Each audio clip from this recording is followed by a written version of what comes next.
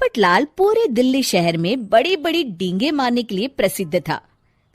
साथ ही वो अव्वल दर्जे का पेटू भी था। उसकी इस आदत के चलते कोई भी आदमी उसे अपने घर भोज पर नहीं बुलाता था।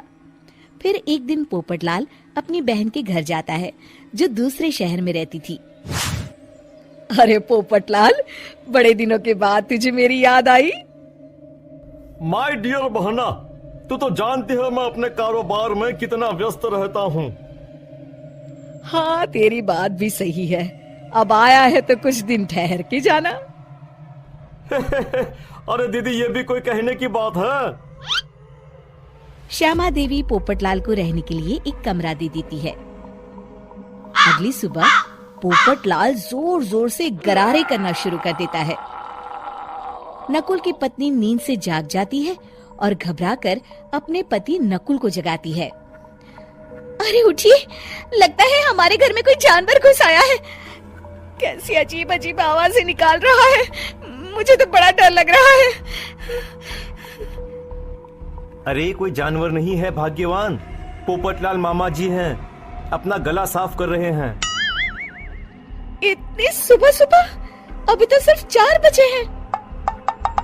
मामा जी इसी तरह से जल्दी उठ जाते हैं। अच्छा, ठीक है।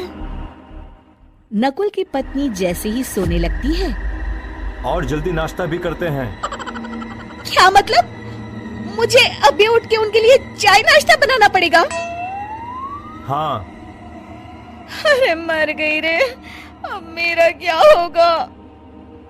फिर थोड़ी देर के बाद नकुल की पत्नी मामा जी के लिए चाय नाश्ता बनाने में जुट जाती है। अरे भाई वाह, बड़ी अच्छी खुशबू आ रही है। बहू, जो भी बना रही हो फटाफट ले आओ, जोरों की भूख लगी है। हाँ मामा जी, अभी लाती हूँ। देखते ही देखते पोपटलाल सारा नाश्ता चट कर जाता है। बहू, कल से पराठे में देसी घी ज्यादा डालना, आज कुछ मजा नहीं आया।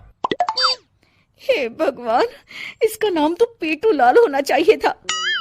पूरे 10 लोगों का नाश्ता अकेले हजम करने के बाद भी इन्हें मजा नहीं आया। इस तरह रोज पोपटलाल सुबह सुबह घर के सभी लोगों को नींद से बेवक्त जगा देता था और हमेशा खाने की उल्टी सीधी फरमाइश करते रहता था। देखते ही देखते गुप्ता परिवार की दिनचर्या अस्त व्यस्त हो जाती है।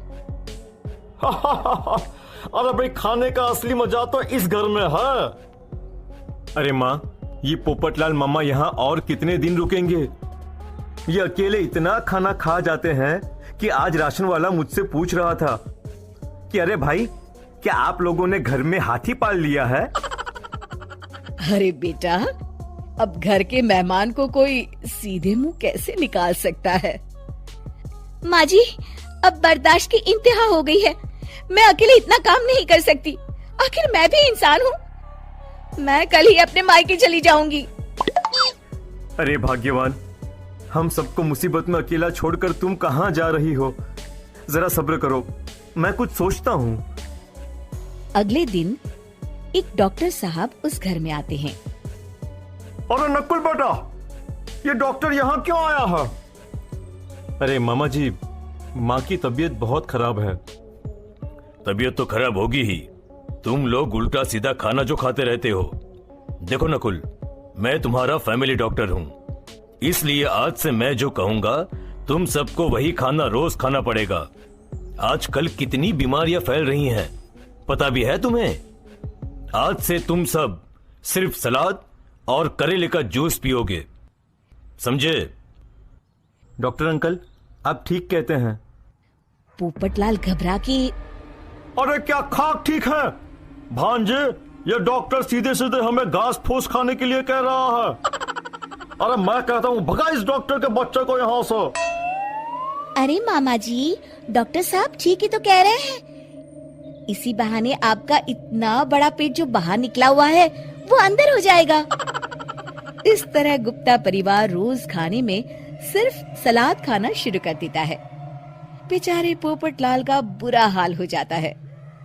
ये लीजिए मामा जी, ताजा ताजा करेले का जूस। अरे नहीं नहीं बहू, मैं मरने से पहले मरना नहीं चाहता। मुझे तुम लोग माफ करो। यह भेड़ बकरी वाली जिंदगी तुम लोगों को मुबारक हो। मैं तो चला यहाँ से। पोपटलाल अगले दिन ही घर छोड़कर चला जाता है। क्यों बेटा नकुल, मेरी अदाकारी कैसी थी? मजा आ गया डॉक्टर।